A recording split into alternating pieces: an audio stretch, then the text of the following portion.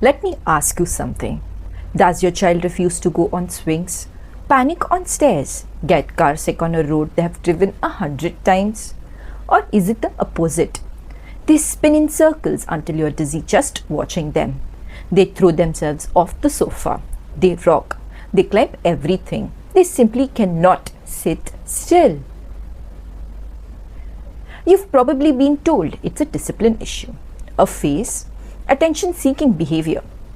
But what I am going to show you today, in the next 10 minutes, is that it might be none of those things. It might be your child's nervous system doing exactly what it is designed to do badly. And once you understand why, everything changes. You were taught that humans have 5 senses: touch, taste, smell, sight, hearing. Most of us stopped there.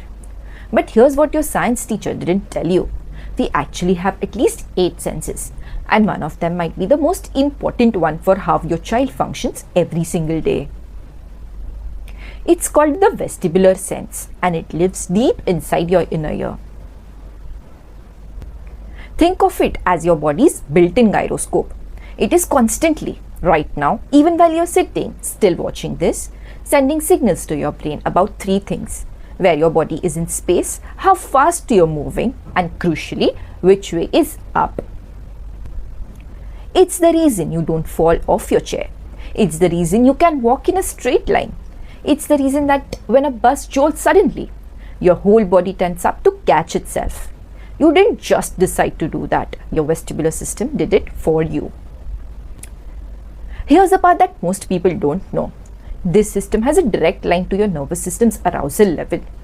It doesn't just manage balance. It manages how alert or calm your brain is at any given moment.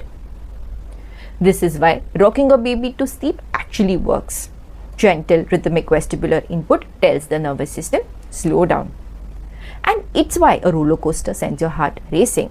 Fast, unpredictable vestibular input says, wake up, pay attention, something big is happening. The same sense, completely different effects, depending entirely on the speed and intensity of the movement. Now, why does this matter so much for children? Because a child's vestibular system is still developing, and in some children, it doesn't develop in quite the way we'd expect. The system becomes either oversensitive or undersensitive to movement input. And here's what's crucial. When the vestibular system isn't functioning well, it doesn't just affect balance. It affects posture and attention. A child who is fighting just to stay upright in a chair is using up enormous mental energy that should be available for learning. Emotional regulation. The vestibular system is wired directly into the nervous system's stress response. A dysregulated vestibular system makes it much harder to stay calm. Social participation. Playgrounds, sports, rough and tumble play. All of this requires comfortable movement processing. A child who is terrified of movement or who can't stop seeking it struggles to connect with peers through normal physical play. And learning readiness. A child who is dizzy, overwhelmed, or constantly seeking movement simply cannot access learning the way a settled child can. This is why occupational therapists take vestibular processing so seriously. It is not a niche or minor issue. It sits at the foundation of how a child functions. Now, let me walk you through the 2 profiles you're most likely to see. And I want you to think about whether any of this sounds familiar. The first profile is what we call sensation avoiding, meaning the vestibular system is oversensitive. The dial is turned up too high. These children receive ordinary movement as an overwhelming signal. Their brain is not lying to them. It genuinely experiences movement as distressing. You might notice rigid posture as if they are bracing against movement at all times.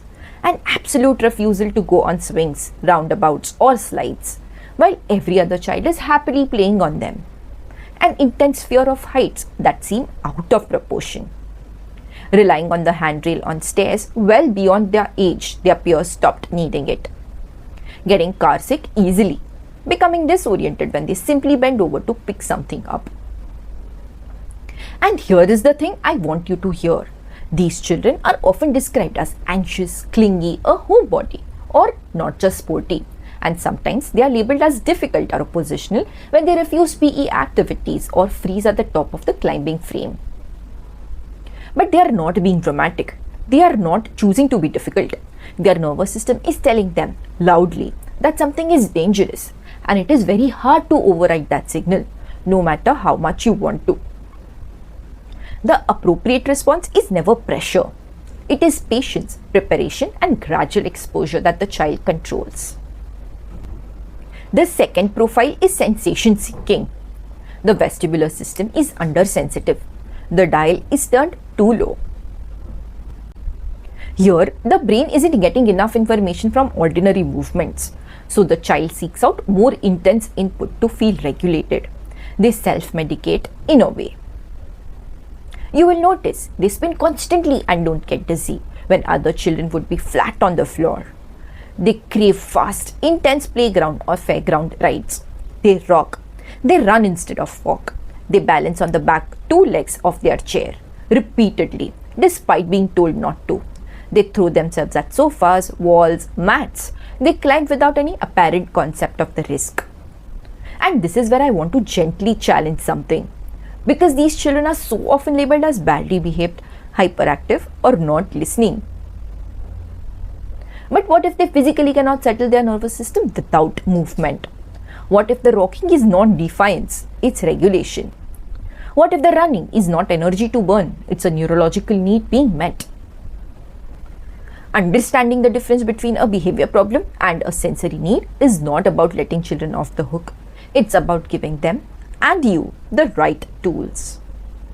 First, prepare, don't surprise. Give these children advance warning before any change in position or movement activity. What feels like a small transition to you can feel genuinely alarming to their nervous system. Second, grade the exposure. Break activities into tiny achievable steps. If the goal is child goes on the swing, maybe the first step is just standing near it, then sitting on it without moving. Build tolerance so gradually it's almost imperceptible. Rushing causes setbacks. Third, let them lead. The moment you put a child in this movement situation against their will, you have confirmed their nervous system's message that the situation is dangerous. Let them control the pace. For children who are undersensitive, seeking movement, the goal is to build movement into their life so that the seeking behavior has legitimate outlets. Schedule physical activity, trampolining, running, football daily. Build in regular movement breaks throughout the school day, not as a reward, but as a genuine neurological requirement. If your school rocks or fidget, don't always stop it. Ask whether it's helping them regulate. And simple tools like a wobble cushion on a chair can provide the quiet, constant vestibular input that lets a child actually sit and focus. One more thing I want to share because I think it's beautiful and important. Research tells us that after intense vestibular activity, children often need what's called deep pressure or resistive input to come back to baseline. Pushing against a wall, carrying something heavy, squeezing clay. This is the nervous system using a different input channel to calm itself down. And once you know that, you start to see the logic in behavior that previously seemed random. I want to leave you with the thought that changed how I see children's behavior entirely. Every behavior is a message. When a child refuses a swing, they are not ruining the fun. They are communicating that their nervous system is overwhelmed. When a child cannot stop spinning, they are not trying to drive you mad. They are communicating that their nervous system is hungry. The work for parents, for teachers, for every adult around the child is to become curious before we become frustrated.